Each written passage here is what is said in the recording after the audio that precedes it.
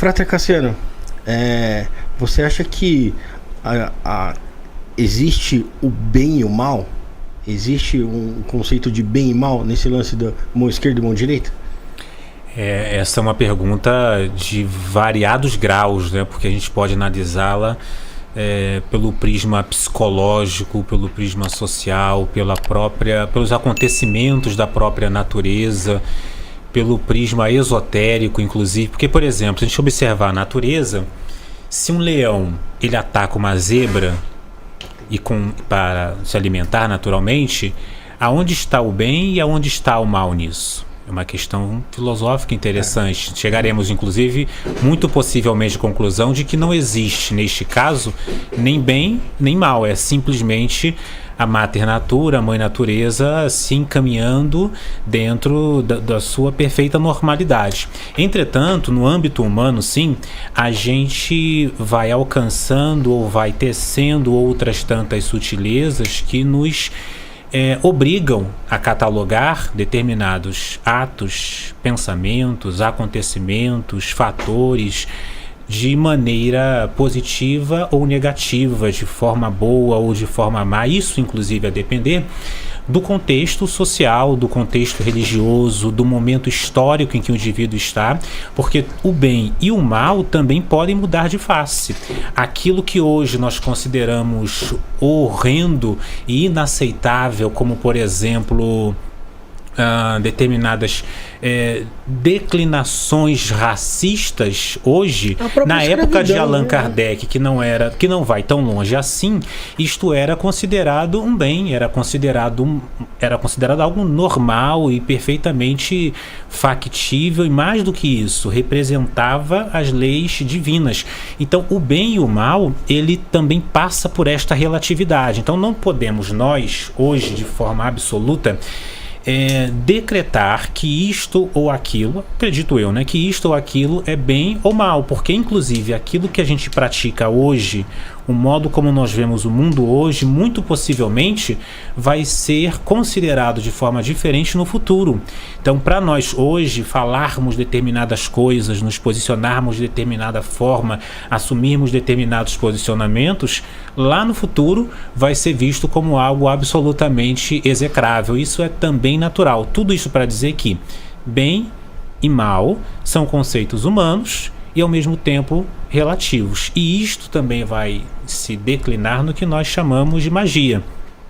Já que o Frater Alan Trindade falou muito sobre Telema, que foi um dos caminhos dele, acredito que todos nós que estudamos modernamente, quer queiramos, quer não, de forma consciente ou inconsciente, direta ou indireta, vamos sim também beber nesta fonte que é Telema, né? É uma das tecnologias de ponta da nossa modernidade. Telema vai definir a magia, ou Aleister Crowley, com algumas sutis mudanças, como sendo a arte e ciência de conduzir ou de operar transformações de acordo com a vontade. E neste sentido, a magia é um instrumento que permite ao indivíduo modificar as suas conjunturas de vida utilizando o poder da vontade.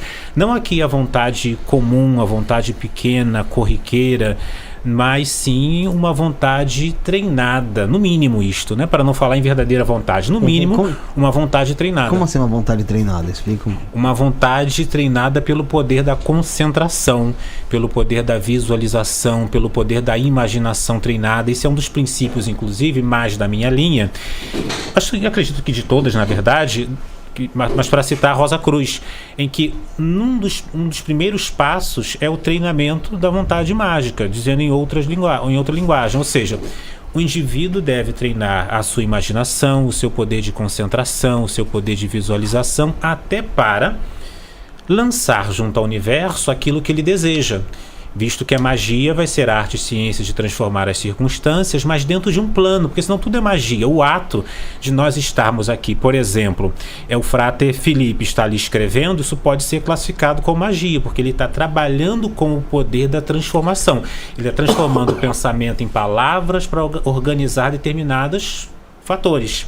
Entretanto, de um ponto de vista mais gnóstico ou esotérico, a gente vai dizer que magia ela vai operar num prisma mais específico, que é o astral. A gente pode incluir aí o psicológico, etc. seja, para nós moldarmos, direcionarmos essa questão do astral, é importante treinarmos a nossa vontade, o poder da imaginação, visualização e etc. Mas voltando pro bem... Diga. Pode continuar, termina. Mas a questão do bem e do mal é isto. Sim, é algo, ao menos do ponto de vista deste que vos fala, é algo relativo, as conjunturas se transformam.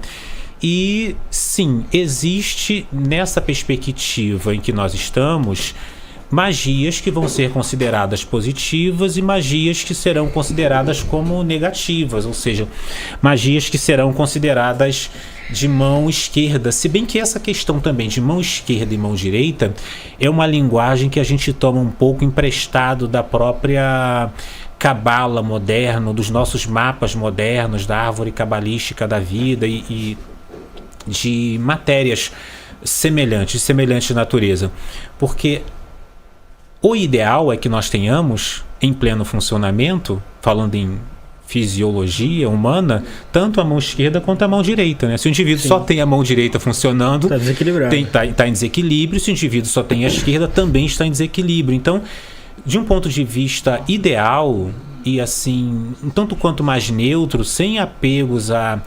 dogmatismos ou uma visão muito beata, uma visão muito igrejística, muito eclesiástica acerca do que seja bem e mal, porque eu tenho que ser bonzinho com todo mundo, aconteça o que acontecer, a magia não segue bem por aí. O ideal é que o indivíduo tanto saiba trabalhar os aspectos positivos quanto negativos, ou, em outras palavras, tanto em conversar com os anjos, como também conversar com os daimons. É importante que o indivíduo consiga transitar entre essas duas esferas. E aí sim, vão existir escolas, ou seja, fraternidades, círculos, tradições, autores, pesquisadores, místicos que vão seguir mais por uma via do que por outra. Quais vias? Via da mão esquerda e via da mão direita. Mas qual está certo? Então, a gente já falou isso no início. É relativo, depende do momento. Na verdade, o ideal é que as duas trabalhem juntas, porque não existe um mal absoluto, como também não existe um bem absoluto. Esse é um conceito humano. Se nós desaparecêssemos da face da Terra neste exato instante, a zebra e o leão citado inicialmente iam amanhã pensar: poxa, e o bem e o mal, hein? Será que eu estou fazendo bem ou eu estou fazendo mal? Não. O papel do leão é correr atrás, o papel da zebra é correr na frente, né, para poder escapar do leão, e assim sucessivamente. Não é algo que se discutiria na natureza, é algo humano.